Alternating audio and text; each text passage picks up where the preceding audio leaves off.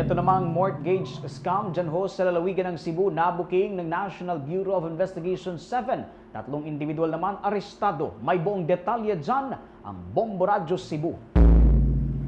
Nagbabala ang National Bureau of Investigation 7 sa publiko na magbantay sa mga manloloko ngayong panahon ng Pasko at Bagong Taon. Ito ang ibinahagi ni Atty. Renan Agustus Oliva, ang Regional Director ng NBI 7, kasunod ng mga ulat na natanggap nila na patuloy pa rin ang pandaraya, pagsasamantala ng ibang tao sa kanilang kapwa. Tulad ng kaso ni Raymart Solon mula sa Barangay Bacilid, Mandawi, Cebu, na humiling sa opisina ng imbestigahan ang mga grupo sa mortgage transaction, isang ari-arian na matatagpuan sa Barangay Mambaling, Cebu City. Ayon sa biktima, na nakapagbigay ito ng 4 million pesos at hindi pa umano na kontento ang sospek at humingi ulit ng karagdagang 500,000 pesos at doon na ito nagtataka. Agad naman itong tinugunan ng NBI noong Disyembre 10 sa ilalim ng direktiba at gabay ni Director Attorney Angelito Magno at gayon nga, naaresto ang may-ari na si Janice Shudi na taga Barangay Duluho at bukod kay Janice, may iba pang mga individual na naaresto na kinilalang sina Rowena at Edgardo na sangkot sa kasong estafa at falsification of public documents. Idinagdag ni Attorney Oliva na ang mga naaresto ay itinuturing na isang sindikato dahil ang mga aktibidad ng grupo ay hindi simple at nasasangkot ito sa mga malalaking halaga ng pera gamit ang mga pekeng dokumento.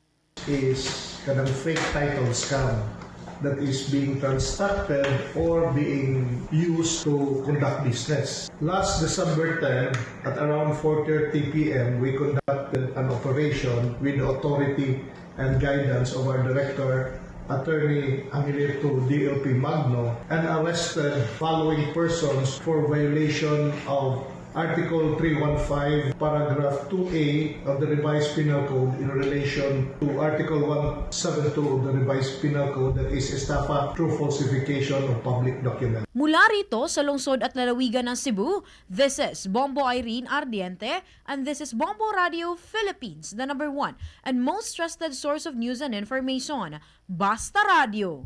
Bombo! For the most trusted source of news and information, visit our website at www.bomboradio.com. Follow us on Bombo Radio mobile app, Facebook, YouTube, TikTok, and X, formerly Twitter.